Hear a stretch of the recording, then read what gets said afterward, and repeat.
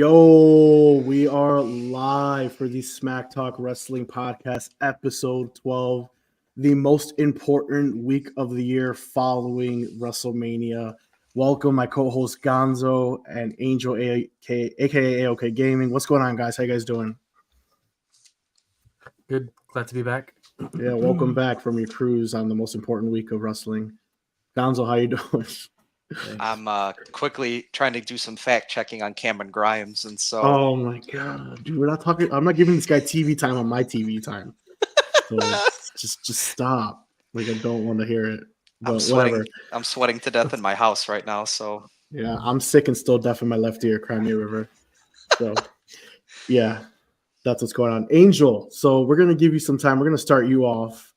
Let's give your quick thoughts since he wasn't here for night 2 of WrestleMania. He did an episode of night 1, but decided to go on a cruise during the most important day of the year.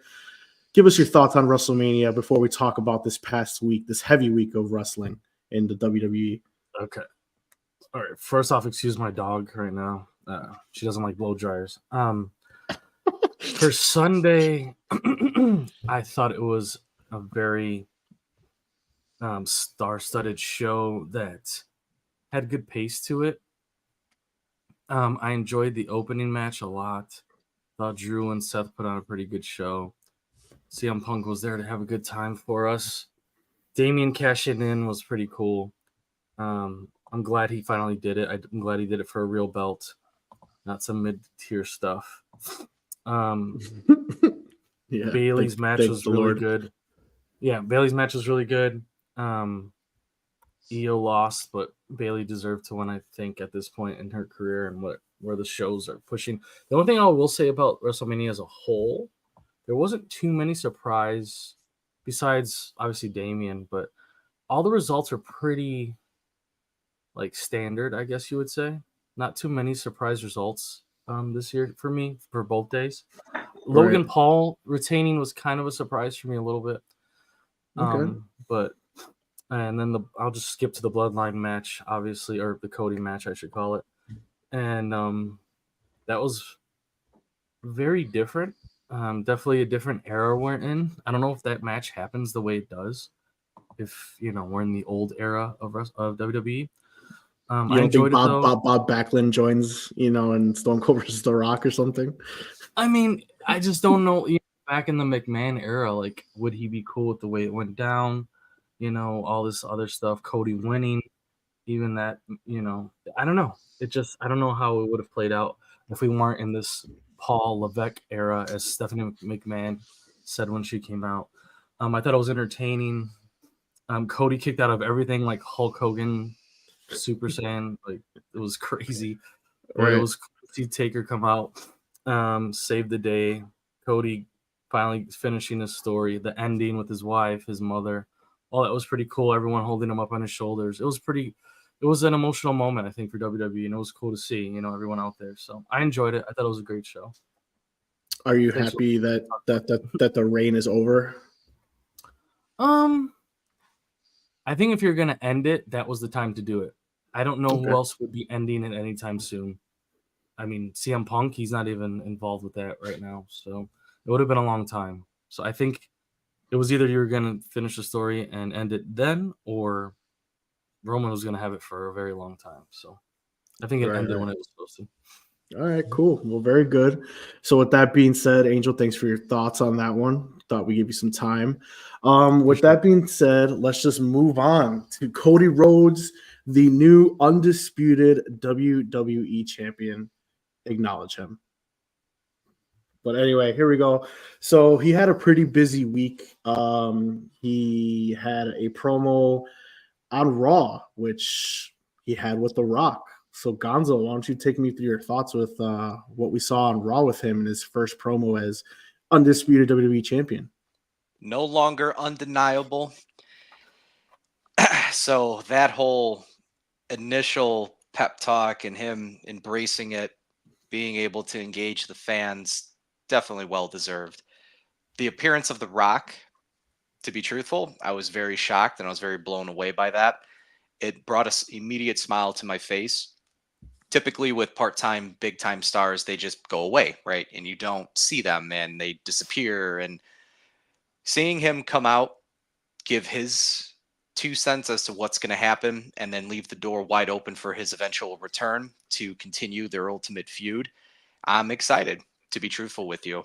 And I know towards the very end, The Rock ultimately gives something to Cody Rhodes. We don't know as fans as to potentially what that could be.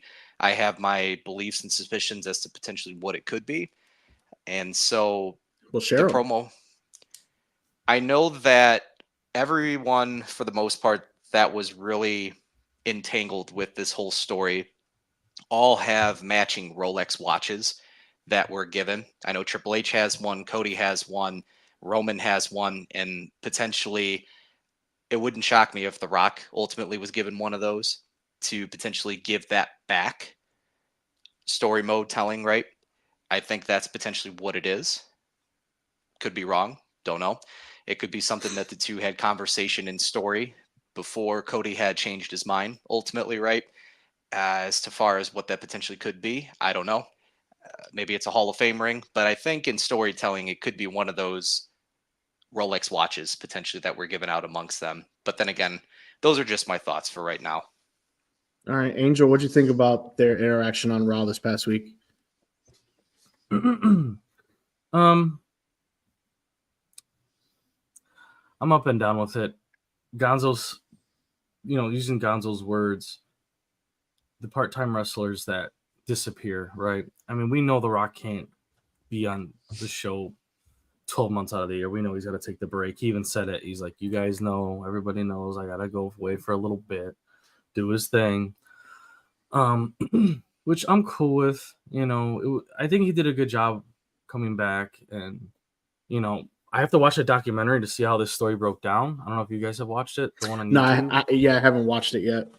Right. I want to check that out just to see how it went down because, there's little hints that they did pivot and stuff like that. I want to check it out. But either way, him coming back, I think did help the story. I really think it did. And at first when he came back, we weren't too happy, especially when he was the one being pushed for main eventing to face Roman, taking Cody's spot, blah, blah, blah. But I think him coming back made it more exciting, even for those that, aren't big Rock fans and, weren't from our era. I think he did a good job. And he impressed me on this turn. His returns before, when he had that 6-second match, his spotty appearances, showing, revealing a belt, not too much he was doing back then. And now this return, it seemed real. You saw him put in the work. His match was legit. His promos were legit. His appearances were legit. So I'm kind of bummed seeing him leave right now because it was really exciting during this time. And Roman seems like he's not going to be around for a little bit now, right? It seems like he's taking a little bit of a hiatus. How long that'll be, we'll see. But yeah, I was kind of sad in that he's leaving now. But it gives Cody a spotlight. It lets other guys shine. They've taken up so much time with this story and well-deserved time. And I think now it lets other guys get an opportunity to step into the spotlight, prove themselves, as we see with the matches that they've been, having this week, which we'll talk about. But as far as what he gave him, the only thing I thought, it was cool that they switched belts, by the way, and they did that whole thing referencing from their old promo when Cody from their old promo together, yeah. Right. When Cody had the Rip Hamilton mask. Exactly, yeah. Back then, when Yeah. that belt first got revealed back then. But as far as what he gave him, the only thing I thought maybe, I know The Rock always claims Dusty as his hero. I don't know if maybe Cody had gifted him Dusty's Hall of Fame ring. That's something that I thought of. Not sure. It could be that. We'll see. We'll find out. I hope they tell us because it seems like it's part of their story. So I hope Cody gets to reveal that sometime later. It's definitely part of their story. I mean, The Rock's not going to do that and not, bring it back for whatever it is. I personally have no idea what it is. I mean, besides the ideas that you guys have given, those are the only things that I've seen or even thought of and talked about with other people. So I don't know. As far as The Rock, I mean, The Rock coming back really surprised me. I thought both him and Roman were going to go away for a while, and the fact that he came out right after on the Raw, one of the hottest Raws I've seen in a long time. That crowd was hot in that Philly. You know, they actually were loud that day. You know, so the interesting thing is that he vows when he returns that he's going for Cody, whether he's champ or not. So their story is 100 million % not over, and their story has just begun in the Rock's words. So I mean, that's going to be cool eventually whenever he does come back. But I think the Rock's going to be here more often than not. I mean, yeah, he's still doing his other things, but the guy's on the board of director for WWE. That's a full-time gig. It's not something where he could just come every so often. So I think he'll be involved at least with storytelling. Doesn't have to necessarily be on screen, but just be around the WWE more often than not, you know, storytelling, booking, stuff like that, you know, promotion wise when it comes to it. So, I mean, we'll see. But I'm definitely excited to see The Rock and Cody eventually. I just hope The Rock's not gone till freaking SummerSlam. You know, I hope he comes back sooner rather than later because, as Angel said, Roman is taking a hiatus, and I really don't see him coming back till earliest SummerSlam. There's already a poll so- that was given out amongst the WWE fandom that 47% of people that they have already presented this poll to want to see a trilogy match at WrestleMania next year of Cody versus Roman. Wow. It's gonna 47%. happen. I've been saying that for a year and a half, dude. Like, it's gonna happen. Like, A 3.0 match, huh? Interesting. Cody loves those old school callbacks. I've been saying it for a very long time. They're definitely gonna have. They're 1-1. How many 3 years of WrestleManias in a row? Has that been done before? You have 2 nights of WrestleMania. Who cares? I mean, if it was just still the one night, then maybe I could see your argument. But you got 2 nights of WrestleMania. For the main title, I mean, for the main title, pretty much the main event. It is 3 years in a row. It is. Just saying. You don't want to see it? I don't think it's been done before. I mean, we'll have to see if. I don't know about WrestleMania wise, but I mean, the trilogies have happened. So no, I know trilogies have happened, but it's been like SummerSlam or Royal Rumble or you know, not WrestleMania. Like, I don't know if that's ever happened. I'm not mad at it. I mean, as long as Cody goes over in the rubber match, I'm not mad at it. You know, as long as he goes over. But WWE could be like, all right, cool. We gave you your contract obligation of your title. Now we're gonna give it back to Roman, and you can go fuck off. Like, I don't know. I mean, I guess the people are gonna pick now, right? According to how they've been telling us how they do these things now. So it'll be up to us. It depends. So I mean, we shall see. But to continue on with Cody, he's had a busy week. He also showed up on SmackDown. He delivered a very passionate promo referencing his AEW promo of being, you know, undeniable, as David started when he talked today. You know, that promo on AEW was sick. He brought that back, that he's finally the guy. He finally was able to bring that title home to his family. But then moving on, he announces he's going to have his first defense at WrestleMania Backlash in France. And we saw 2 triple threat matches that night. Ultimately, the winners of those matches is a continuation of a WrestleMania feud. LA Knight versus AJ Styles. They will fight next week or this week on SmackDown coming up to determine Cody's opponent to be the number 1 contender. So, number 1, thoughts that this rivalry is still going between AJ Styles and LA Knight. Second question is who wins? And number 3, why? We'll let Angel go first on that one then. Between Styles and LA? Styles and LA. So their rivalry is thrown into this title quest. Right. Yeah. So what are your thoughts on that being included in their rivalry? Who wins? And why do you think they win? So yeah, you're probably looking at a struggle between these guys for the next few months, all trying to fight for the next spot behind Cody. Mm-hmm. I don't think Cody's losing the belt anytime soon. I just, you know, all these years he's been struggling to get it, and he's going to lose it to one of these guys right now. I just don't see it happening, obviously. As far as who's going to win between AJ and LA won on Saturday. I could see AJ taking the win here because they're just kind of going back and forth.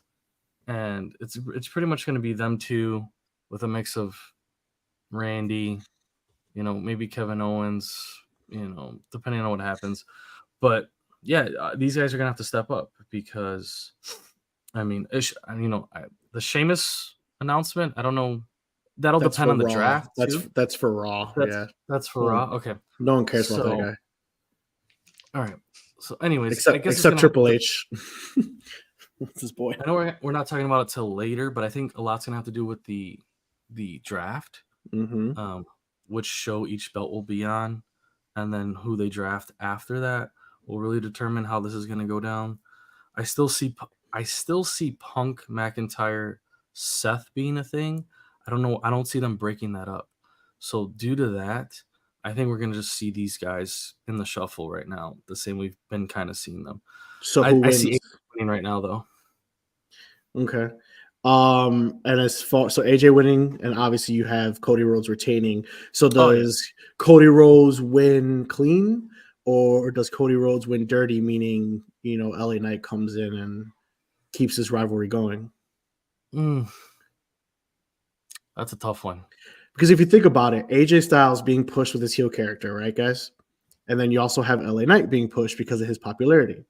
So technically, neither of them can really afford a loss, especially to Cody in a championship match. I mean, Maybe. so if anyone who could take the loss, it would have to be AJ Styles. I think LA Knight losing again, in a championship match might be an issue, but I don't know. I mean, what do you guys think? I mean, it might be. I that's why I see AJ winning this one because LA just won, and LA had the last title shot against Roman. So I really see LA or AJ winning this one. And as far as how he's gonna lose, I think it's gonna go clean. Maybe LA throws a wrench in there. Maybe he tries to injure him beforehand, something weird. But I don't know. I think Cody wins clean though. Okay, Gonzo, what do you think? I'll say that LA Knight will go over when the two square off next. You'll get face versus face, and you will have another interruption by AJ Styles, which then will catapult. And those two will continue to do their thing for an obscene amount of months. Yeah. Because they work very well together, both their in-ring performance. Yeah, almost like they work together in a different promotion, like TNA or something. It was already made mention, which was really cool when Yeah. LA Knight came out and did his promotion. And so, because he was talking about that, which was amazing. And so I love the feud that the two have. Because right now, LA Knight, I know a lot of people, us, had at some point maybe had some concerns on whether or not he was starting to lose his momentum. Comes out Thursday night, and the crowd is even hotter for him. So it's a guy that doesn't need that title. I mean, it's amazing what LA Knight has been able to do now in the last 2 years for his current WWE push. So I think he has this invincible aura because if he loses to Cody, I mean, that's not going to hurt him. Cody just took out, arguably the greatest villain of WWE in the last, 4 years now with the build up to that. So, I mean, it's almost to be expected that someone's not going to be able to dethrone Cody as easily.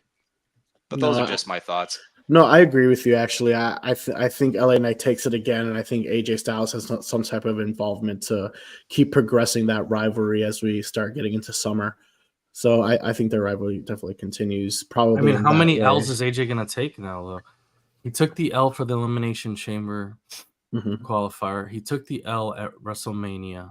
And if he takes another L against LA again during this qualifier, I mean, I don't know. That's a lot of L's, but they're meaningful L's though. That's the reality here. And David has 100% a point. I want to take that point. They're meaningful L's. Remember, before the World Heavyweight Championship was recreated, who was taking all those meaningful L's? Seth Rollins. Seth Rollins. That entire year when when Cody Rhodes came back at WrestleMania, he lost to Cody Rhodes 3 straight times. He lost pretty much the majority of that year. I think he went on like a pay-per-view streak of losing like 7 or 8 straight pay-per-views as well. Like he went on some ridiculous losing streak, but then the following year, what happens? They created the World Heavyweight Championship, and then he was there. So I think taking L's in comparison to quote unquote what David said, meaningful L's is a big difference.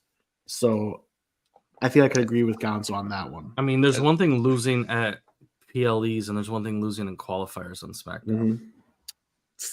Definitely, I can see your point too. But we just have to see. So we'll put that on record. Me and David say LA Knight. Angel says AJ Styles, and we'll find out next week. Real quick before we move on, Jellycard says at some point too many L's can bury superstars. It could bury certain superstars because Seth Rollins lost ridiculously. Same thing with Sol Sikoa. He's lost like 30 straight matches, but is still on Prime TV and about to lead the bloodline. So he's a right now. As long as the story makes sense. Now he's finally getting front stage. But I mean, he was a background guy for how many years now? So he was a background guy for how many years and taking all these L's, but now he's in the forefront. Yeah, because he didn't get buried. He got screwed. He didn't get buried. He didn't get buried because he was in the most popular story in the history of WWE. My point. As long as the story makes sense, the rest of this works itself out. I mean, you guys are comparing apples to oranges to me a little bit, but it's fine. I understand your opinion. All right, so moving on. Judgment Day. Rhea Ripley, continues her dominance at WrestleMania, and she was brutally attacked by Angel's girl Liv Morgan backstage, seemingly going to be her next challenger. Dude, so what do you think about that? What? Go ahead, tell me what do you think about that? Just when she got hit with the chair, I was like, "Oh, what the hell just happened?" It just had me shook. I thought she got hurt. It was just a crazy attack. I don't know. It's cool that it happened by Liv. Well, I don't know what they're gonna do. I guess she's gonna be the next one up. Maybe we'll see. But the attack was scared me. I know she's your girl, and she's more importantly your boy Derek's the guy's girl too. So Liv winning at Backlash, Gonzo, is that a bold statement? I don't want to take any more L's here with Angel, so I'm not going to comment. You have to comment. That's the whole point of talking. Not when it comes to mommy. So I got my dry erase board over here, tallying up our victories now. Wait, real quick. You have Liv winning at Backlash, Gonzo? Yes Absolutely or no? Not. Absolutely not. Oh, so you say okay. You had me shook. I thought you were going to say Liv was going to win. So that match hasn't been announced, I assume. But since with the attack on Monday Night Raw with Liv, attacking. Dude, Liv gave her a legit concussion. So that's what I said. Yeah, she hit her in the head, bro. She hit her in the fucking head, bro. So she might just lose that damn title shot. Be like, see what you did? We gave you a limelight. You fucked up. I don't know. This ain't the late '90s and early 2000s where you can just crack someone like that. So, all right. Well, it's safe to assume that it's going to be Liv Morgan and Rhea Ripley at Backlash. So, are we all in agreement that Rhea Ripley's retaining? That should be a squash match, 100%. I don't see anybody beating Rhea until Jade somehow gets involved with her. Jade's too busy doing squash matches at the moment. I know. That's what I'm saying. It's going to be a little while. So let's get another question. So Jellycard says, how long does Rhea Ripley hold the title then? She ain't losing for the next 6 months. I can guarantee you that. Until Jade is in the forefront of title contention. So you're saying Rhea's not losing until Jade's ready is what you're saying. 100%. It's either going to be SummerSlam or it's going to be Survivor Series. Like those two significant pay-per-views would make sense to me. Earliest. That is the absolute earliest. Yeah. And even then, I mean, that's kind of pushing it because SummerSlam is August, right? Yeah, usually. Yeah. I mean, I'm just honing into what Angel's saying. I mean, I understand what you're saying, Gonzo, with it has to be a pay-per-view down the road, which I also agree with. But he's saying no one's taking that title except Jade Cargill. That's who's taking her title. Mania. Let it be at Mania then. That's fine. You want to start listing people that are going to take it from her? No, I'm not disagreeing. I'm not in any type of disagreement with you. That's just a big statement where it makes us think. So I'm like, okay, so he's calling Jade Cargill a shot, and I think that's interesting. So I mean, okay, all right. At this point, I really don't know. I do think she loses it this year. Jellycards, to answer your question, I don't think she takes it to another WrestleMania. I mean, we just got out of a Roman Reigns era to get another Roman Reigns era, so doesn't matter. I don't know. There's 2 belts. You could do it. She could do it. That's true. There's 2 belts. All right, so moving on with the Judgment Day, of course. So we had Damian Priest giving us his promo. He gives Seth Rollins his flowers. How he kind of gives like a face promo, to be honest, that he wants to be a fighting champion and he's challenging everyone in the back to step up and give him a challenge. And while they're all celebrating, who comes out? R-Truth again. I thought we were done with this damn story. Nope. You know, his antics continue.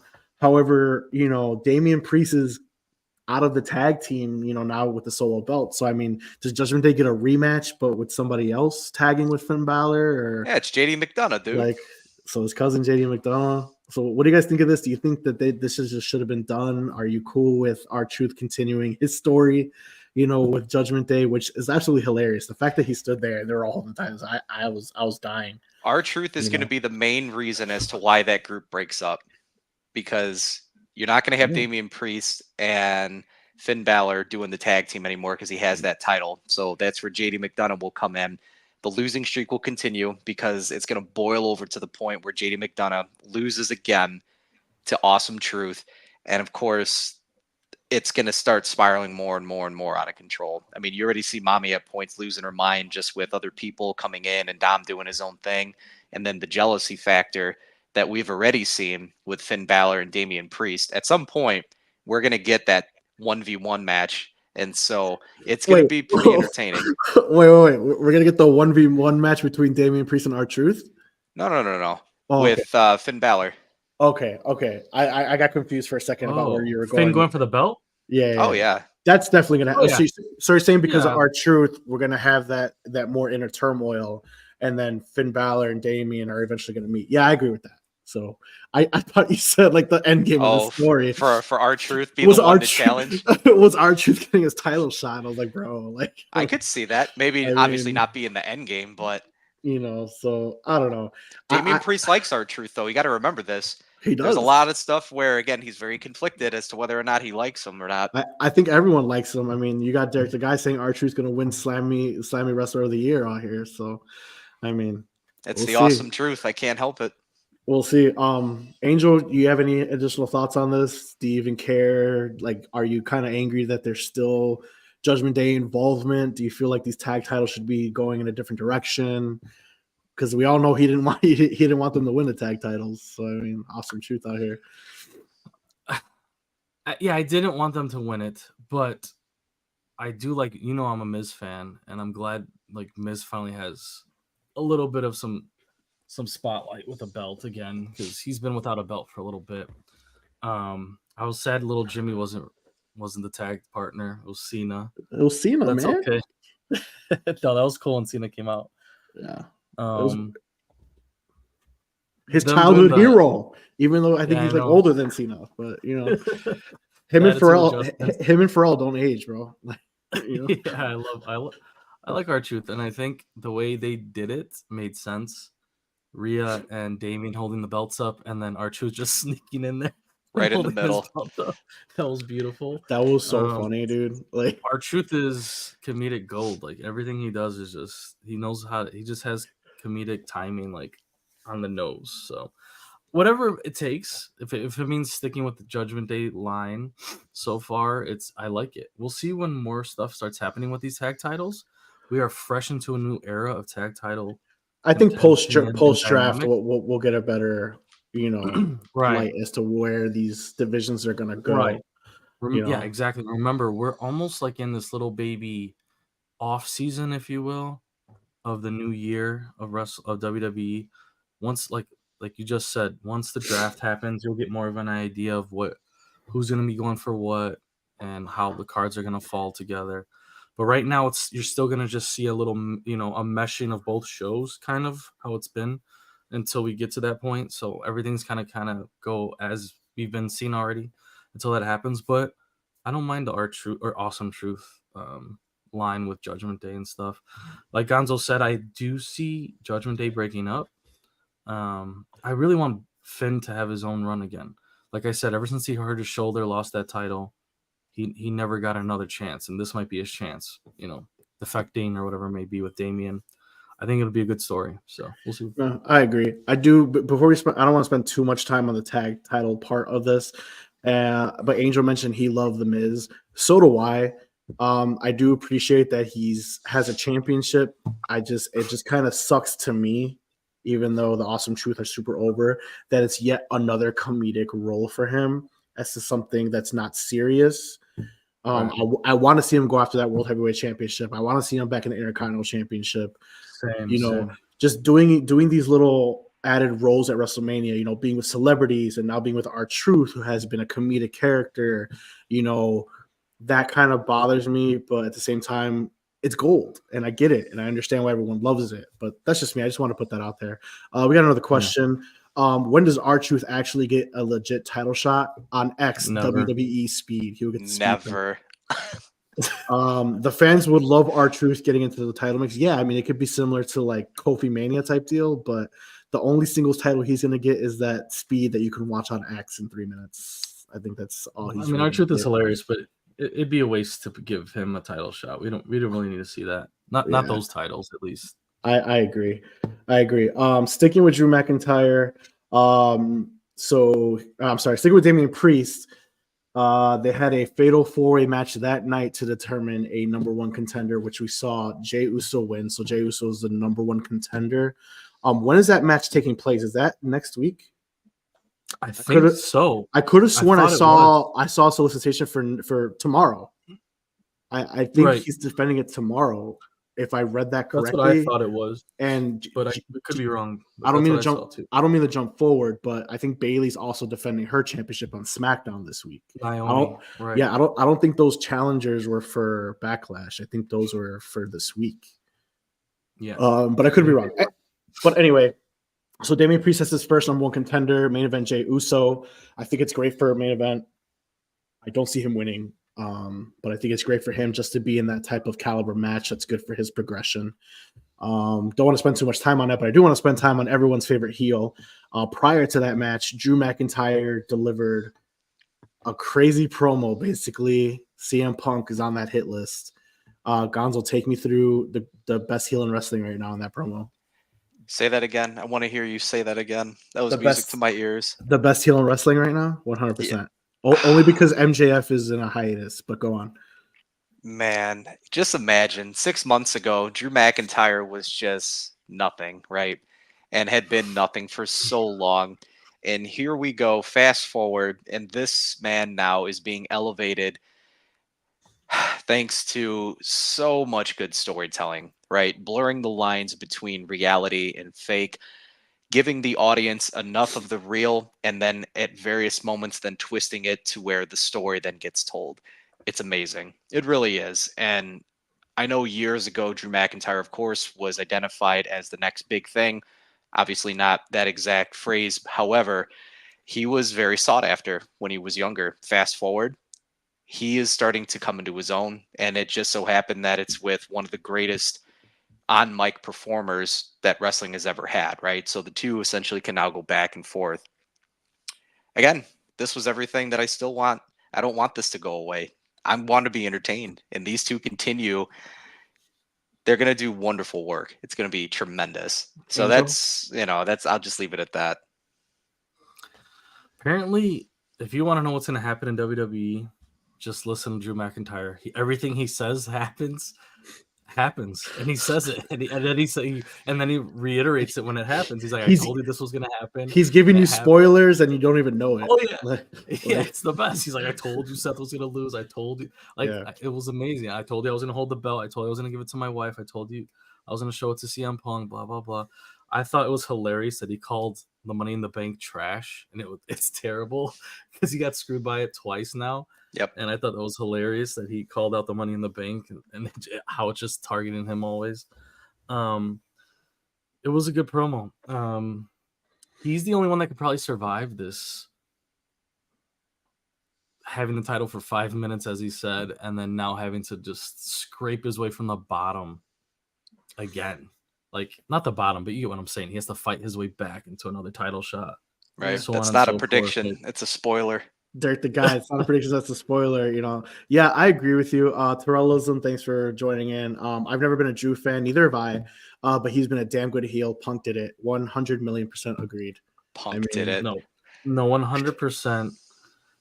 Drew, like, I saw an interview with him and he said, I don't want to be the guy that was known as playing the air guitar anymore. And like, I think he's on a mission right now to make sure that you do not remember him as that guy. That you remember him as 3MB, bro. Like, all day, man. Right? But 3MB, he wasn't the guy. You know, Heath Slater, Jinder Mahal, and Drew McIntyre. Yeah. After that, obviously we saw he lost, but how he lost, CM Punk interfering. So you guys heard that whole, way back then, the summer of Punk for WWE, and then the summer of Punk was supposed to be in AEW. I think we're going to get the summer of Drew McIntyre versus Punk is what we're going to get. I don't think this is going to be a one and done. I think when Punk finally gets in the ring with him, I think this is going to be such a personal rivalry that will take us into SummerSlam. And I think ultimately culminating, in SummerSlam. Like, that was nuts. And I mean, in Drew McIntyre promo, he said, "On site when I see your ass." It cannot get more personal than stating the words "on site." And here comes Punk, like, all right, well, here I am, and just costs you. I love the title Punk is popping up while he's hurt. Like, while he's hurt, he's affecting the outcomes. Punk has single-handedly ruined, McIntyre's results without even being healthy or cleared yet. Imagine when he's cleared. It's going to be amazing. I can't wait. Mitchell out here before we move on. Don't know who to root for, my fellow Scotsman or my fellow Chicagoan. Damn. That hits, man. That hits, man. All right, moving on. Unless you guys have anything else you guys want to say about the summer of Punk versus McIntyre. Summer of Punk's going to be great. CM Punk is going to have his wonderful arm strap all strapped, ready to go. I'm going to have my knee braces ready to go in full support. It's going to be fantastic. Knee braces in full support. I can't wait. That's it. That's all I got to say. Can't wait. Drew versus CM Punk at SummerSlam, 100% agree. And that's probably whatever's on that damn card. This is going to steal the show. So, and we don't even know. We're not even there yet. It's the opening match. Moving on, let's go a little NXT. We got some questionable booking. I used to do a show called Bad Booking. This is questionable booking right here. Axiom and Nathan Frazier versus the Wolf Dogs, Part 2 for the NXT Championship. Stipulation prior to this match was if Axiom and Frazier lose, they could never team again. What pisses me off about this is that every time a stipulation like this is added, with the exception of Cody Rhodes in AEW, it's a spoiler. It's a spoiler of who's going to win. The only time that I can recall that I've ever seen this, I don't want to talk about too much AEW, was when Cody Rhodes dropped that promo when he was going to get for the title against Chris Jericho and says, if I lose to Chris Jericho, that he will never challenge for the AEW World Heavyweight Championship. Didn't somebody get fired when they lost before? I'm pretty sure. Was it Michaels or Jericho? I don't remember. We have to. Someone got fired when they lost. Yeah. I can't remember who it was. So, there was stipulation like that. Sorry, I was just going off of what you were saying. No. You're good. You're good. So, but 99, probably William Regal. Probably. Because he had to kiss Vince McMahon's butt, if you remember. So I remember that. Yeah. But 99% of this, when they say here's the stipulation, you can't do this, you can't challenge for that, it's a spoiler. And sure enough, Axiom and Frazier won. So the Wolf Dogs lost, much to David's dismay. Like, he's super pissed about that. You could tell on his face. My only question for you guys is why not at Stand and Deliver? Like, why not give them their Stand and Deliver moment, their WrestleMania moment?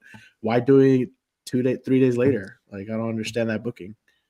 My immediate thought to that is you're not going to have your next up-and-coming big star lose in front of people who don't necessarily watch NXT all the time. That's a good point. That's a very good point. Okay. That's what I was going to say too, guys. Okay. All right. So wasn't Shawn Michaels and Taker? Especially when he has 3-second matches right now. So yeah, I mean, he might as well go for the Speed Championship. Wasn't it Shawn Michaels versus Taker, and Shawn was fired when he lost? He was forced into retirement. I think he was forced into retirement. Jelly, thanks for helping us out on that one. We're trying to figure that out. Definitely, that's what it was. Real quick, we're not really talking about it. Oba Femi versus Ivar for the NXT North American Championship. Oba Femi is going to whip that ass. Just saying. As much as I like Ivar's in-ring ability, like him as a single star, because he's in the Viking Raiders tag team. The guy could move, bro. It gives me hope as a big man. I can just join. That's right. So, he's a Norse god. It's gonna be a beautiful thing. Yeah. Derek, stop supporting Ivar, bro. Ivar looked like a beast on Tuesday. Clearly, you guys want to give Ivar some TV time. Like, I don't understand. But I wonder if Ivar can lift up Minor. Yeah. Oh my goodness. Can we get back on track here? All right, back on track. So Axiom and Frazier now, and then they were attacked by another demoted team. The final testament attacks the new champs. The faction as a whole, they weren't a faction before, but the faction as a whole have returned to NXT. You know, AOP were former NXT Tag Team Champions. You know, we have another former NXT champion as well. You know, so all these guys have returned. Do you guys like this move? Do you feel like it's kind of weird because of their push? I think it's just temporary until the draft. Okay. I think it's just to get them more matches and stuff like that. But I think the draft they'll be back. Gonzo, how do you feel about this final testament back on NXT? I was pretty shocked to randomly see him there. Yeah, me too, man. I mean, they took the L to whatever Bobby Lashley's faction's called. He's got like 3 different faction names, so who knows? The Almighties. Just call them the Almighties. The Almighty Street Profits. So they took the L on WrestleMania, and then they got demoted here. Maybe Angel, like Angel said, it could be just until the draft, and we see what goes on. But AOP can go. I love them as a tag team, so maybe they're going for the NXT tag titles again. But if Axiom and Frazier just got it, I can't see them dropping it to AOP. But I mean, we've seen it happen, so we'll see what happens with that. My last question before we move on is: we all know where Braun Breaker's going. Currently signed to SmackDown, could change during the draft. But what happens with Baron Corbin now? He'll stay in NXT. He's screwed. I think he's screwed too. You know, he's screwed, I wouldn't say he's screwed because I think there's a lot of him and his role now of putting over the younger talent. And that's what his role is right now. And I think he really thrives at that. Okay. Is that a good thing? Not really, because he's not necessarily old either. You're not going to get hurt working with Baron. You're going to be able to do a bunch of different things. He's also a big man. He's somewhat athletic. Again, you're talking about his opponents or who he's helping. Himself. Yeah. Is this good for him, Baron? It doesn't lose interest. I like Baron Corbin. It doesn't make me lose interest whatsoever. Wasn't he called an STD by Rock and Becky? Sure was. Was that during the sad Corbin days? Yeah. Gambling Corbin or whatever the hell he was then. Whatever the hell his name was. All right, so moving on a little bit more NXT. Trick Williams promo. He gives Carmelo Hayes, his boy, his flowers, everything they did together, how he was a great champion. And then they called out Dragunov for his title. So now we're getting Dragunov versus Trick Williams at Spring Breaking, which is a 2-week event show. It's not a PLE or anything like that. And another stipulation: if Trick loses, he has to leave NXT, and Trick has accepted that. Once again, Cody Rhodes is the only one that comes to mind. So is Trick winning the NXT Championship? No. And he's going to go to WWE. Well, he is in WWE. I mean, he is signed with WWE. I meant the main roster. Main roster draft time. Show, Raw, SmackDown, whatever the hell you want to call it. Okay.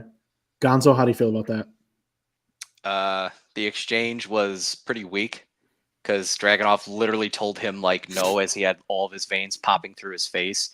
And then all of a sudden Trick said, "Yeah, you're going to give it to me." And then Dragunov's like, "Oh, okay." It's like...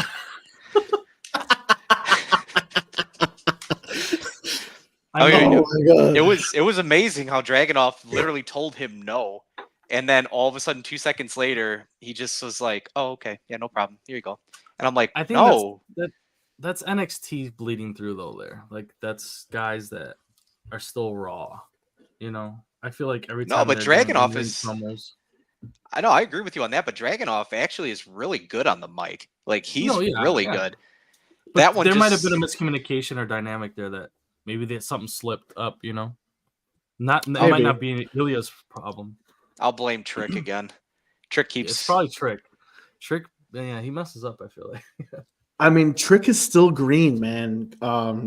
Green. So I mean, it's hard for me to get behind what Angel's saying that he's not going to win the NXT Championship because he might get called up already. I think it might be too early for him. I think.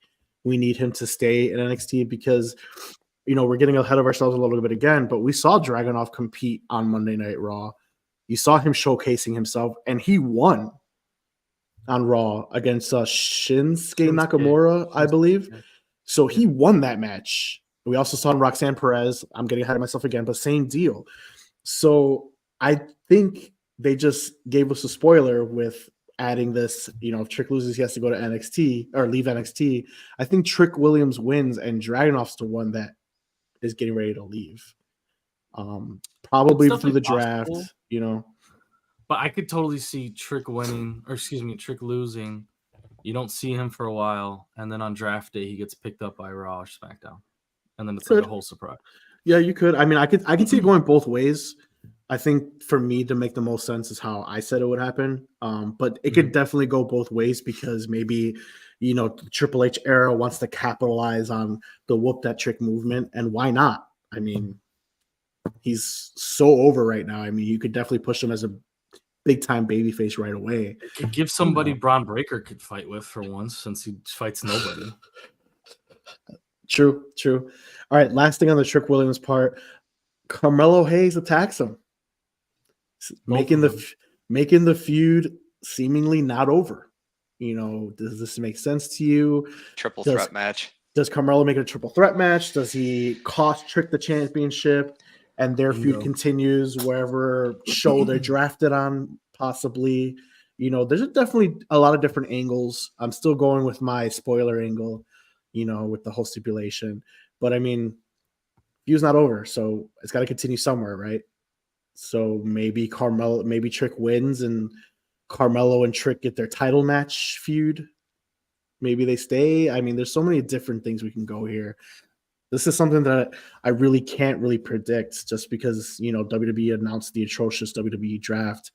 So that's back. So there's so many different angles here that I can't really give you a solid answer on what we're gonna do. So I don't know. We'll just have to see, I guess, right? So any other thoughts on this before we move on to David's favorite segment of the night?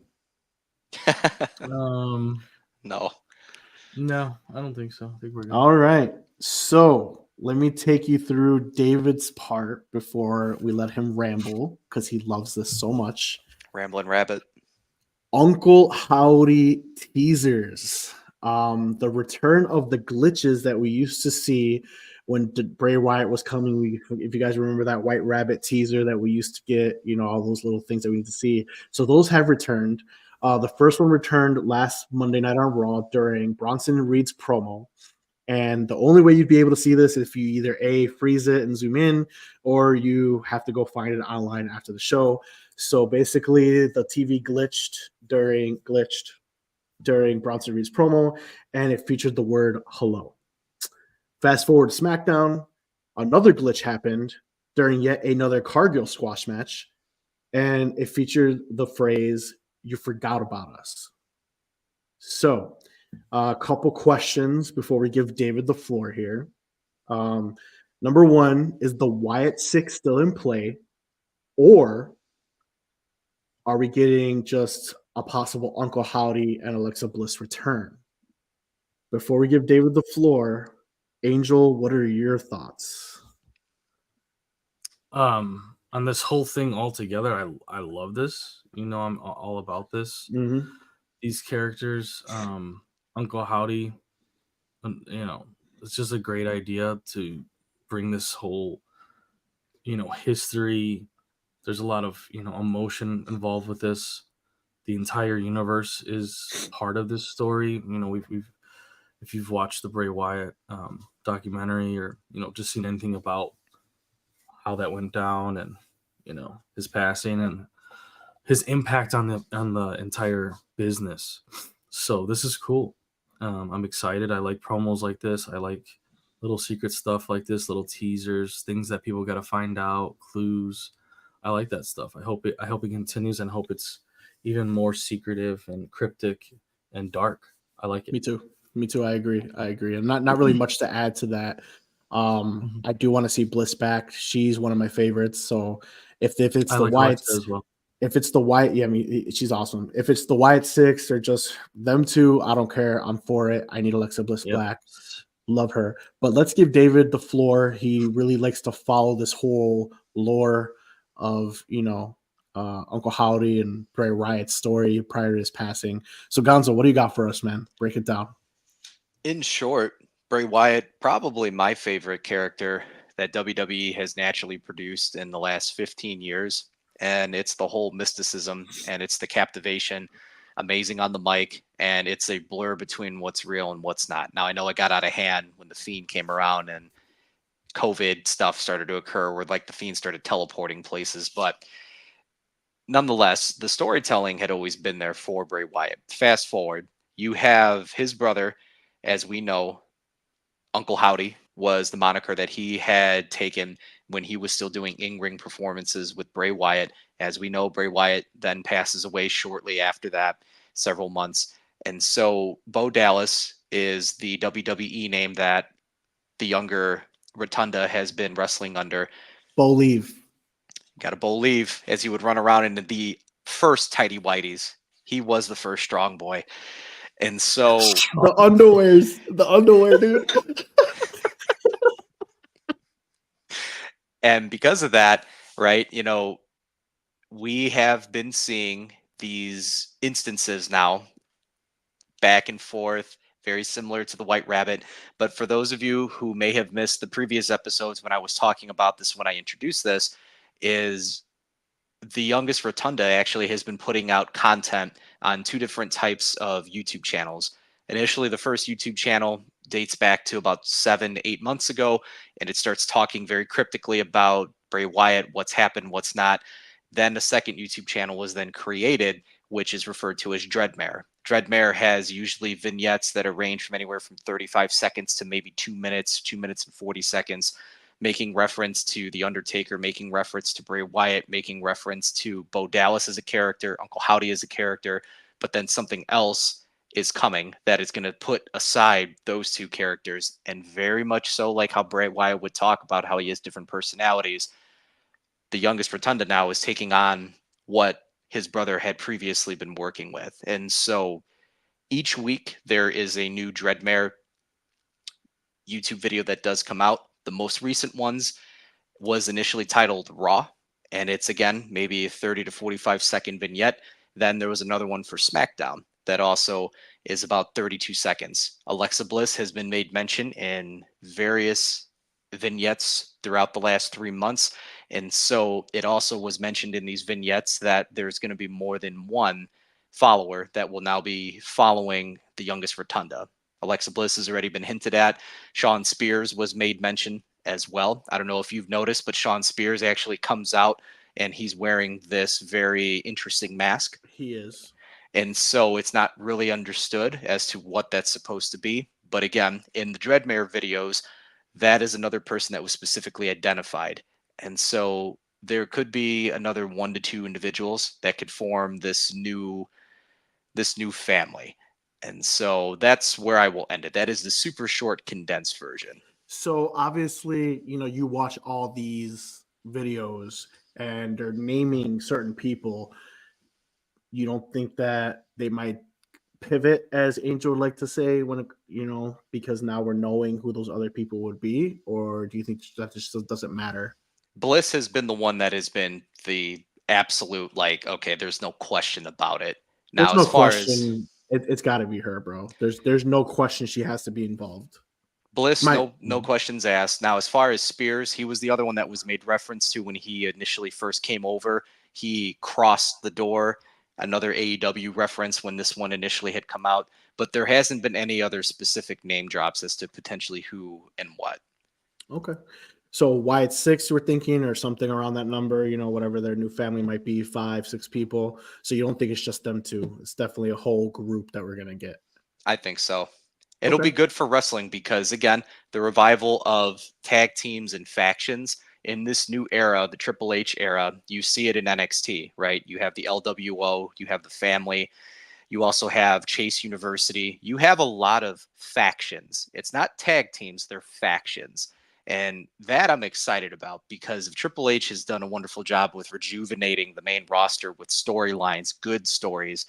The tag team, as we know, he was part of DX. He was a part of Evolution. These were factions that told many, many stories, and they had the opportunity to then feud with other factions.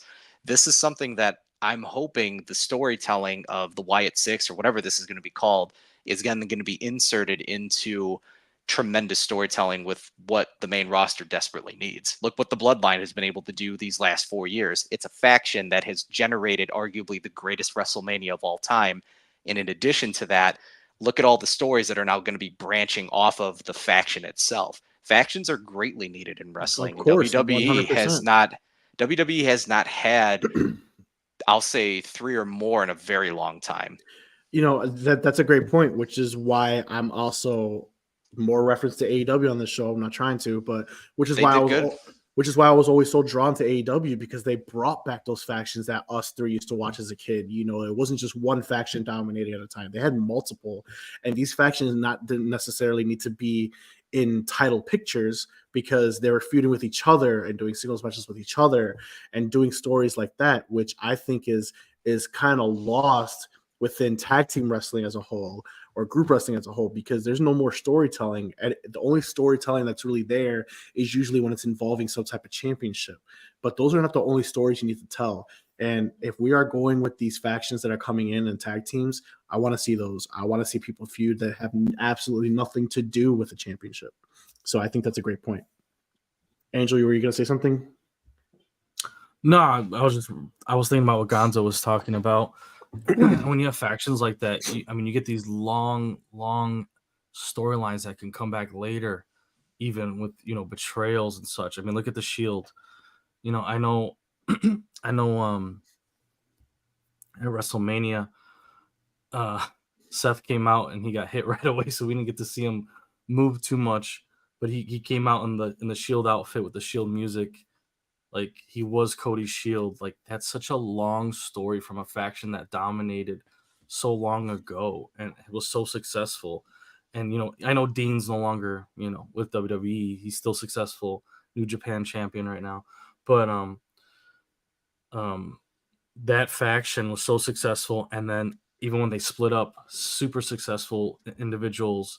And then when their stories collide, you still have that faction, that original story still coming through to this day.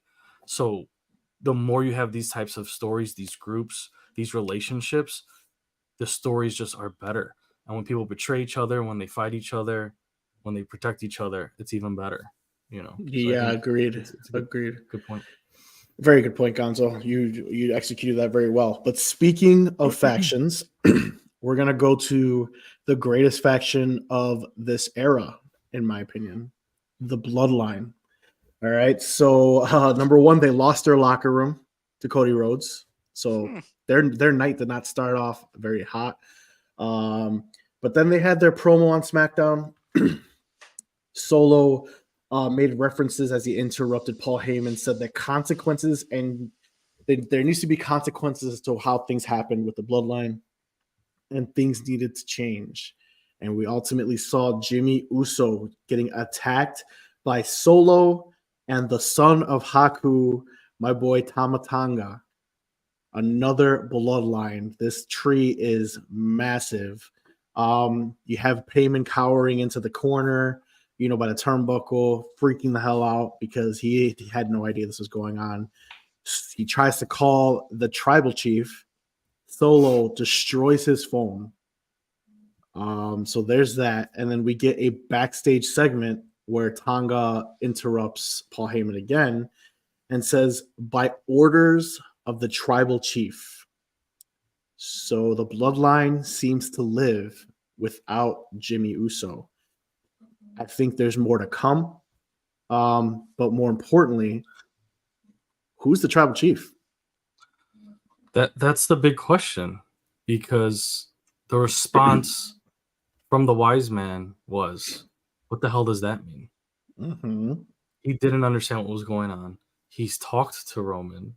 He was claiming in the ring, this is not what the tribal chief wants. So, by order of the tribal chief, there's only two options. It's really just one option, though. The Rock. I mean, it could have been the Rock. It could have been the Rock, but it's not, because he's gone.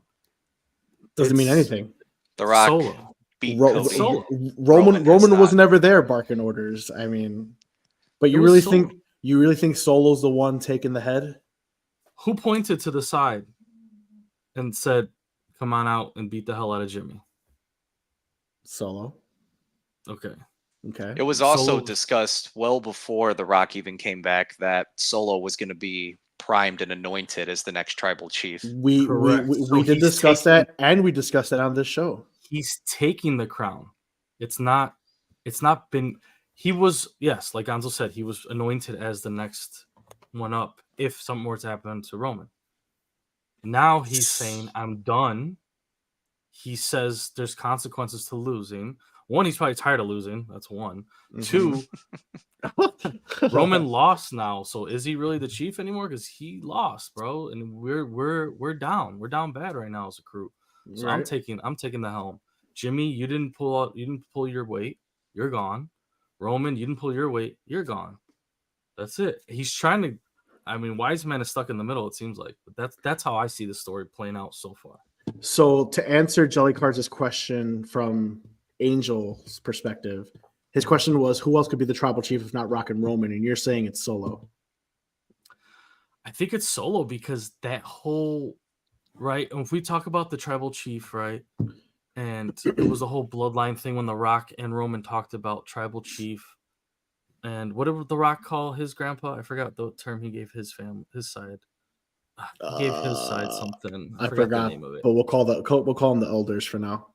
Right. So The Rock had his title from his High chief. Right. So The Rock was the high chief side, and Roman's was the tribal chief side. And then Roman, as Gonzo has said, declared Solo being the next in line. He gave him that title. Solo believes he's up next. Remember, Jimmy thought it was going to be him, but it wasn't. Mm-hmm. But so Solo said, "All right, well, I'm next up, and you guys didn't pull your weight, so my time is now. I'm done losing." Okay, very very interesting perspective on what's going on with the bloodline. Gonzo, do you have anything? Do you agree with him? Do you feel like he's totally wrong? What do you think?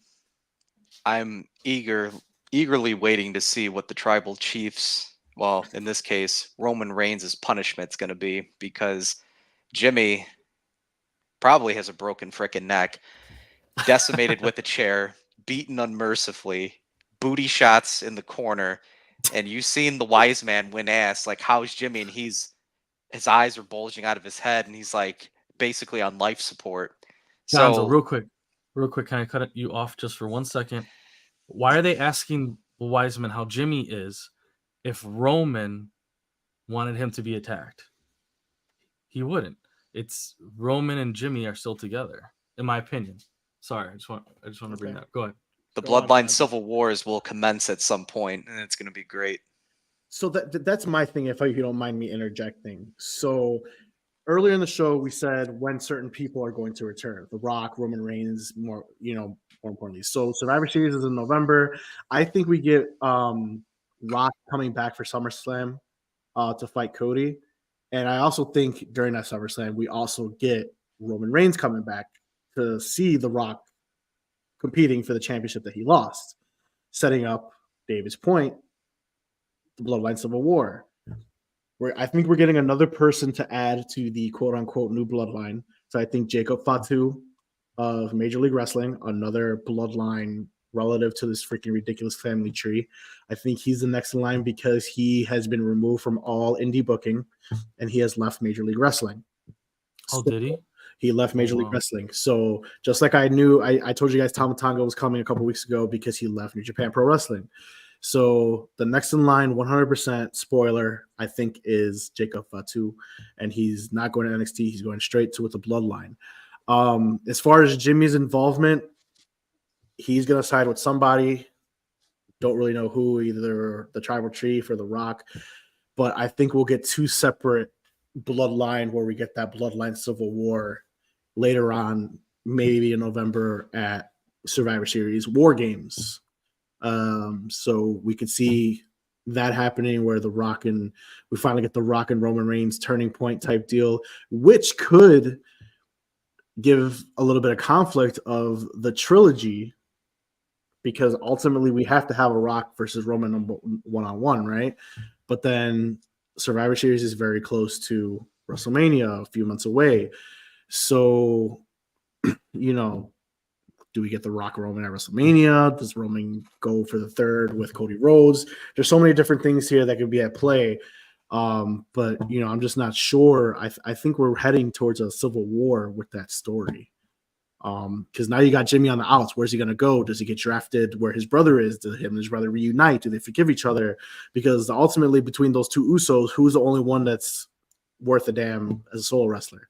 That's the main event. So Jimmy's kind of on the outs right now. So, and maybe he's got a concussion. Who fucking knows? Is there a reconciliation with Jimmy, Jay, and Roman, and they stay? Possibly. Or does The Rock take over that side? But The Rock's a heel. Even Jimmy's a face.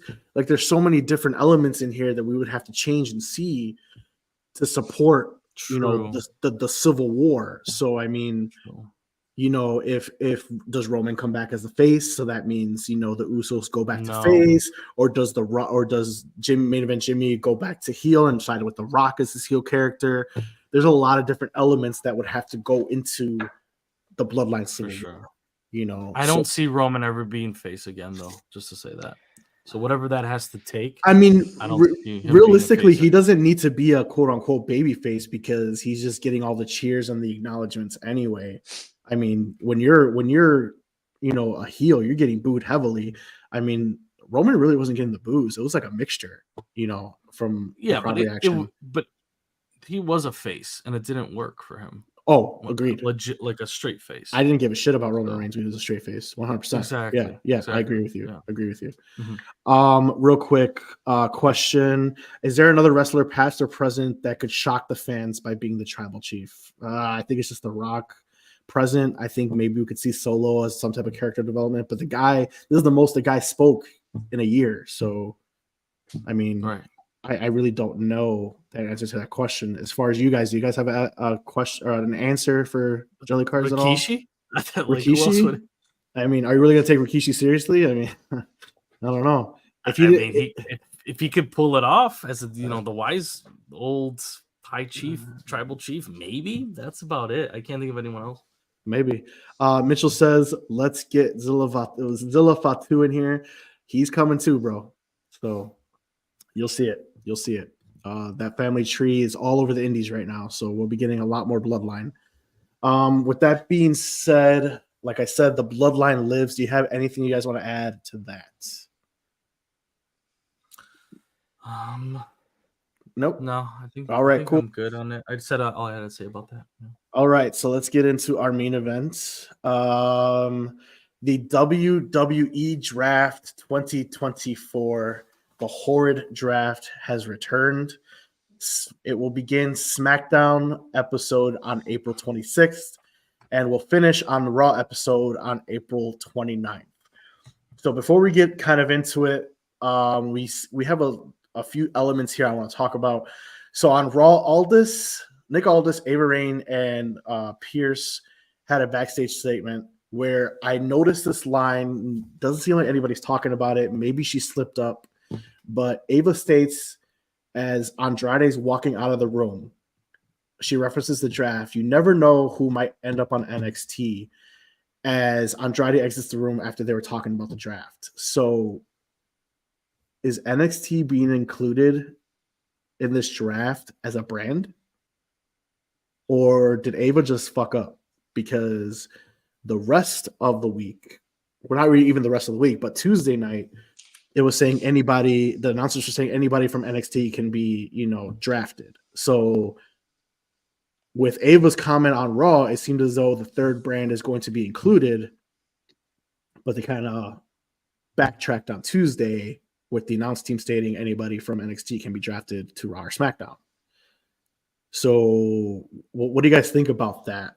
I don't know if you guys caught that, but I literally quoted her exactly. You never know who might end up on NXT, as Andrade exits the room in reference to the draft. What do you guys think? They've been showing already older talent come on down, right? Okay. I was shocked that the OC was there. Then all of a sudden you get Natalya. Then all of a sudden Ivar just shows up. So, you have main roster talent that's coming down LWO. And working. LWO, yeah. AOP, Corbin. So, it's going to be very. I could see NXT being utilized how ECW was back in the mid 2000s when they brought it back. But of course, it was the watered down WWE version where you had CM Punk as an upcoming star, but he was going round around with established WWE talent, right? So you have main roster talent to see how well younger talent is going to be able to go round and round. So I think that would be pretty awesome because we've already seen a bunch of this meshing in the last, 4 months, 5 months, more so than we have typically. So, Angel, what do you think about this? Do you think it would be good for NXT to be a third brand into this draft? Because the thing is, I don't think they are included because based on the schedule that we have as the draft, we have SmackDown on the 26th and Raw on the 29th. So if NXT were to be included, they would have been included in a draft date. So I don't think that's the case. I think Ava Rain kind of slipped up. But would you want to see NXT really as a third brand drafting? No, I don't think they're going to be a third brand drafting. I don't think she slipped up either, though. I think what she was hinting at was there's only so much room on SmackDown and Raw. Okay. And we have a lot of talent that's moving up from NXT. We have the champions that just won. I mean, I know they have the belt, so they're probably not going to be able to really be put onto the main shows right now, but that doesn't mean they won't be promoted within that time or right after the draft. You got Braun, who's pretty much going to be done with NXT, I think, at this point, since he lost the belt. And there's just so much other talent, with the Trick and Carmelo and all these guys. I mean, there's just so much that couldn't happen with this draft. I just think she's saying you don't know who's going to end up in NXT because there's only so many spots on the two main shows. And you're talking about the women's division and the men's division. Anyone can end up in NXT, as we've seen this week. I think that's all she was referring to. You can see, that's a good point. Gunther down there again having a match. Just because he lost his title, you don't know. You know what I'm saying? Not that that's where he would end up or actually be part of that show, but you get what I'm saying. Like, you just don't know who's going to end up wrestling that week for NXT. Is more what I'm going with. No, I think you're right on that one. Derek makes a good point. Last year we had free agents that didn't get drafted. Maybe undrafted people end up in NXT. That's a great point too. I definitely do not want to see NXT as a third brand drafting ever. I know a couple years that's the case. I know a couple years ago we had Triple H include NXT in Survivor Series as a third brand. While that was cool, I don't want to see that. I still want to have them as a developmental brand because we see these new stars and we see them get the training that they need. We mentioned earlier that, Trick Williams is still kind of green. They need those matches where it's not on the serious, 100%, big, and we get people like Tony D'Angelo, who is seemingly just lost after he lost his damn championship. Don't get me started. That's why I didn't include it. But I mean, like, we have all these things that we probably wouldn't see if you start bringing some of that talent from Monday Night Raw and SmackDown into the fray with the draft into NXT, and we have all those kids that will lose spots. So yeah. I think what they're doing right now, integrating here and there with certain talent that's not being used, especially Natalya, that chick's never used for anything. So I mean, don't get me started on it. You're putting her on NXT. You saw what it did with Corbin. I mean, Corbin was seemingly lost and it caught fire, with Braun Breaker and the Wolf Dogs, stuff like that. I think that would be better.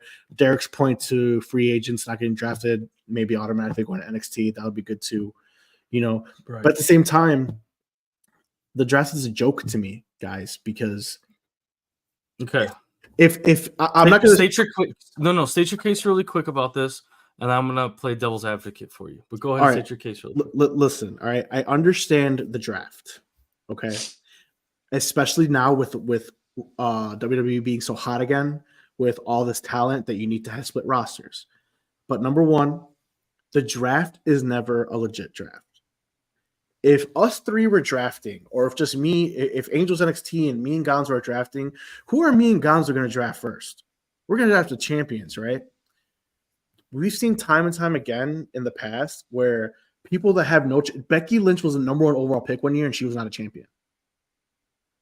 Like, why am I going to draft Becky Lynch if I want to bring a championship to my brand, right? So ultimately, if the new Triple H era, which we need a better name for this era, hopefully he fixes some things in the draft in that regard where champions are taken more seriously. They're drafted first before anybody else. You know, they've drafted Brock Lesnar before that whole free agent clause happened, and he didn't have a championship. But just because it's Brock Lesnar, I'm going to grab him over, you know, Cody Rhodes if he was a champion, or Roman Reigns if he was a champion. Like, that's my thing. So I would like a more serious take into a brand split drafted roster, as opposed to me drafting, you know, freaking R-Truth by himself, you know, in freaking round 3 because I need comedic relief. Like, no, that's my whole thing. So go ahead and be your devil's advocate. So is your issue the actual draft or just how they perform it and how they do it? Would you enjoy the draft if they did the things you're saying? So like, would you be like, oh yeah, this is a good idea. They should do it every year. If you are going to draft a roster, then that roster needs to stay on that brand. If that's number one. If you are going to do a draft and waste my time on the shows, then do a legitimate draft. Me and David and you should be doing a legitimate fantasy draft of who the fuck we want. You would not mind it if they did it your way, right? I mean, yeah, I mean, it's my way, but I think champions should automatically be priority. The first round should all be champions. So I should not be drafting the tag team champions in the 9th round. Okay, so let me break this down as fast as I can. One, I'm not a fan of the draft either. I have to say that, but I'm just going to do devil's advocate for you real quick. 2, the way they can make it 100 times easier and better, like you just said and suggested, the belts need to be on a show, period. The Universal title needs to just be the SmackDown one. And it will. Cody needs to just be Raw, right? But this needs to be part of the draft. This needs to be stipulated in the draft rules. Hey, you guys don't even get to pick these guys. This is automatic. This is automatic. This is automatic. This is automatic. These 2 belts are on this show. These 2 belts are on that show. You know, United States is on SmackDown. IC on Raw. Just to interrupt you for a second. Just to interrupt you for a second. That's a great point, because there was one year before the tag team titles were taken by the Usos where the SmackDown tag team champions, I think it was the New Day at the time, were drafted to Raw, and then the other tag team champions, I forget their names. They're with Bobby Lashley now. Street Profits. The Street Profits were drafted to SmackDown, and they had to do a title swap because one like, that's so stupid to me. Right. So they need to just like Steven just said, the exemption. They're exempt. The belts automatically put you on a show. Sorry, I know Cody's the GOAT, Damien's hot, this and that, and next Logan doesn't show up. So be it. These are the belts for this show, and these are the belts for this show, and that's it. They are not part of the draft. And I know that makes the draft kind of lame because you got a lot of the top stars not part of the picking process. But I mean, that's the best way to do it. If you do it the way you're talking about, it's disrespecting the belts. It doesn't seem valid.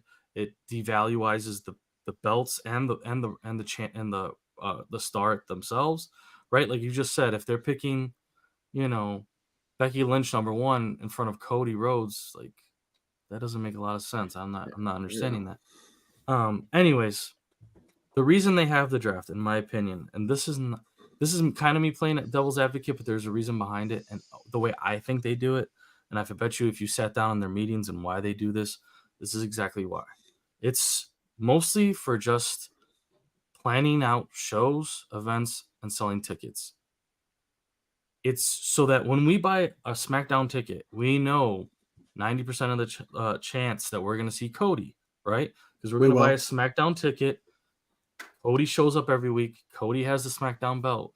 Doesn't matter if we buy the SmackDown ticket that's in July or August, right? We know Cody should be on that show unless he gets hurt or some other crazy event. That's basically the only reason I think they even have it, because they don't really have many rules against guys showing up and girls and women showing up on each other's show. Sometimes all this and them will mention like, hey, what are you doing here this week? Like, you know, you better behave yourself on my show, blah, blah, blah. Like, they have little interactions talking about how they shouldn't be there. But there's basically no rules. They especially during this time of the year, they intertwine the shows almost every week. It's more of just planning and for the fan and for people knowing who they're going to go see when they purchase a ticket or go to an event, because with there's certain that events that you're going to see. with that point, I 100% understand. And you know what the fuck I would do? I would be like, I would literally bring a representative from Fox, and I would bring a representative from USA, and be like, Okay. you're gonna get a WWE representative with you, and you're gonna get a WWE representative with you, and USA and Fox are gonna have a legit fucking fantasy draft. That's how I would do it, and then A we really get legit to see one? a legit fucking fantasy draft. Be like, That hey, would never work. be like, Dude. you guys are There's gonna no go, shot. you're gonna try to draft the stars to your company They have because storylines written out Yeah, months in yeah. advance. There's No, no shot they could do that. I agree. I'm just saying though, but like, Okay. if the whole thing of Fox and USA, they want certain stars, which is why Fox is the number one show, which is why they're starting the draft on SmackDown, because Cody Rhodes will be drafted number one overall, and Of course. Rhea Ripley will As- probably stay on Raw. That's how they You should know, be. But yes. Right. So that's how it's going to be. Okay. And but that's why Roman Reigns was on SmackDown this entire time and not Raw, because Fox is considered the bigger brand, which is why Cody will stay on the bigger brand. No, you're right. I think we should let Gonzo say something about this. Oh shit! Yeah, I'm sorry. Yeah. We got a little tangent. What do you think about all this, Gons? The WWE draft is actually one of the highest rated segments in WWE history. Me just doing some research, just leading into this with the announcement of it. And it's fun for the kids. It's fun for teenagers. It's fun for adults. But the reality is that it's fun for me. The reality of these shows is that these matches and these storylines are supposed to be essentially booked for a 10-year-old to be able to figure it out. End of story. WWE doesn't care about 35-year-olds, 50-year-olds, 80-year-olds that have all the history in the world about this stuff. I need a 10-year-old to understand what we're doing. And therefore, from there, it needs to be something that people can just immediately be able to relate to. There was one of the individuals that covers NXT as an announcer. I forget his name, but he's got his own podcast. He's the bald guy that's got the beard. He told a story of just WrestleMania in itself, where, of course, he's seen the show, he watched it, but then he rewatched it with his kid. And ultimately, his kid, 10 years old, is flipping out, having the greatest time of his life. And he was enjoying rewatching it and just going through the whole motions over and over and over again. And it's the magic of WWE that, again, a 10-year-old can just follow along and just understand this is what's happening, not making it over complex, not making it too ridiculous. And at some points, the way that they just tell us what they need to do, I'm sure that's going to get better as time goes on. But I just go back to the whole point that it's fun for a variety of different people. It gets us talking, definitely. But at the end of the day, it needs to be so simple that literally 10-year-olds can be able to follow along. So you're saying a 10-year-old can't understand if Cody was drafted number one overall in comparison to a tag team champion getting drafted number one overall? I mean, storytelling needs to be very simple. How do you convey that is simple. It's a and draft. how do you explain it? It's a draft. A 10-year-old is watching the same draft that we're watching. I need to be able to mute you because you're going to go on your own tangents and we're running out of time for tonight's show. I just muted myself. Perfect. The world is coming at a wonderful balance, because this, unfortunately, is too much for tonight's show, I think, to handle. And this could be wonderful to talk about, to see what they do ultimately come. Is it this upcoming Friday night that they're going to do it then, right? Or 2 weeks from now? 2 weeks. 2 weeks. So we'll see what they do. I mean, ultimately, that's what I'm most intrigued with, at least at this point. Let me say one more thing about Iron this. Man better than Thor. Okay. 1,000,000,000%. Good job, Gustavo. Let me just say one more thing about this, and I think Mark would agree with me on this. I don't know, Gonzo, you might or might not. I remember Paul Heyman having a little bit of a, I think he was talking about it for his Hall of Fame speech. It was some sort of interview. He talked about when he took over SmackDown and how it was the B show and how he took it and he made the ratings better than Raw. And that like solidified him, and that was a big turning point in his career with WWE. So on and so forth. He compared it to the Monday Night Wars era. That right there is how the draft and the shows should take it, at least from like the GM's levels and even some of the stars. This is the better brand. And you see it with Roman and Seth a little bit when they were kind of shitting on each other during that feud, but they need, I think, to go back to that our show's better than your show rivalry, and it would make it a lot more. I mean, interesting. that's usually how it starts. I enjoy But the it dies draft. off, right? It dies off quickly. I enjoy the draft. I think the draft is a great idea. I really do. But they just don't execute it and they don't keep to it. And that's just my issue. You know, even throughout the draft, they're always like, oh, you drafted him. Well, I'm drafting this guy. Like, and they're talking crap. And I like that. You know, that's cool. And, you know, I don't want to take too much time on it because they will get mad. But I mean, like, the whole 10-year-old thing, I understand his argument on that. But, like, for a kid to understand, they're watching a draft regardless. They could understand what's going on. I mean, I just don't get that. I just want them, if they're going to do a draft, which, you know, I hate double championships. I hate 2 world championships. I hate double tag champions. Just keep to it. And we'll see what happens. I mean, there'll be more in the draft in the coming episodes. We got about 2 weeks of preparation for the draft, so we'll definitely be talking about it more. Do you think they do this for their stars, where they know where they're going to be most of the year? Possibly. You know, it's like a benefit to their stars to have a set schedule almost. Versus back in the day, a star had to show up every week to 2. Remember, Triple H didn't show up on Tuesdays. Remember, like that whole thing. So I mean, so they know where they're gonna be. It helps because a lot of the wrestlers do complain about how crazy the schedule is, right, in WWE in comparison to other shows. Like, here's another AEW reference. So Will Ospreay, biggest indie star, like in a decade, signed with AEW. He said he had a contract by WWE. Why he signed with AEW? Because it made more sense for his family because of the travel and the freedom that he had in AEW. WWE, they have that freedom. So maybe you're right. Maybe you're onto something where, like, okay, at least you know you'll be working Fridays majority of the year, and majority of the time. And you have to do a couple, you know, PLEs or a couple little, you know, meet and greets or something or whatever. I mean, who knows? I mean, there's a billion different factors as to why they do the draft. Right. It's just, I just feel like they need to execute it better and keep to it, you know.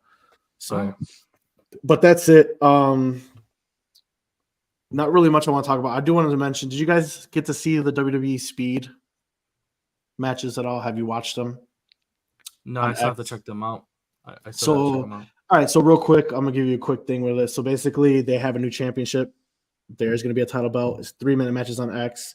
The matches have been Ricochet and JD McDonough are on one bracket in the semifinals, and Bronson Reed versus whoever wins this Wednesday at 9 a.m. 12 Eastern. And the winner of those two, they'll go for the WWE Speed Championship, which is ultimately made for R-Truth when he's done with his tag team title run. Two questions. Mm-hmm. Is it live? Probably not. It is live on X for 3 minutes. It's a live match. It's not pre-recorded. Oh, no. It's pre-recorded, but they put it like it's a live recording feed. So it is pre-recorded. Mm-hmm. When do they film this match? And is it in front of an audience? It is in front of an audience. I watched them. It looks like maybe like one of those dark matches. Before or after? Maybe. Or a house show? Yeah. It's before or after. Okay. So I don't know when they record it, but I know when I watched it, it was live, but it was definitely a recording. Okay. Because you can do that, like live recordings. Like, is there announcers? Do you hear like Michael Cole? Yeah. Okay. Yeah. All right. I'll have to check it out then. But yeah. All right. So that concludes episode 12.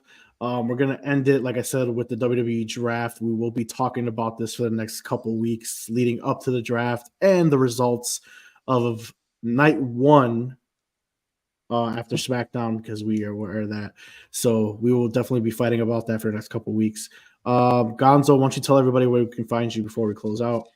Yeah, no problem. As far as the streaming, it's going to be Raising Personalities, which is going to be my YouTube and then also my TikTok and then on Instagram as well. And so I do have X, but the name will be a little bit different. So for those of you that can see it here, it's the David MALCPC. For X, I didn't do the Raising Personalities there. I ended up just using the David MALCPC, but I have the underscores in between the name and the letters. And so ultimately, that's where you can find me. A lot of just recovering a lot of wrestling, and then also discussions in the future of using the Raising Personalities to talk a little bit more about things that are not necessarily so much about wrestling, possibly could be some sports, open discussions or just talking a little bit more about my career as a licensed therapist here in the state of Illinois as a clinical counselor. And so those are some coming things potentially to be on the horizon. All right, got Angel, AOK Gaming. Where can we find you, bro? Yeah, mostly you're gonna watch me live on Twitch, _OK Gaming. Grinding right now, MLB The Show or FIFA, Siege, probably right now during this season. Also have TikTok or Instagram. Find me there. All _OK Gaming. So all just gaming stuff. Well, console gaming or hanging out with these guys here on Smacktalk. All right, there you go. All right, so as far as me, it's Pro Wrestling Kingpin on all social medias, just as you see it spelled below my big face. Also, where you could find the show, like I said, is going to be live usually on Saturdays. All right, guys. So Saturdays around the same time, start time 9:30 Central Standard Time, unless we have prior engagements. But if you do miss the show, you can go back and watch it on our YouTubes, or you could follow our Spotify. It's the Smack Talk Wrestling Podcast on Spotify. But yeah, we appreciate you guys watching and look out for us next week. And we're out. Thanks. Thanks.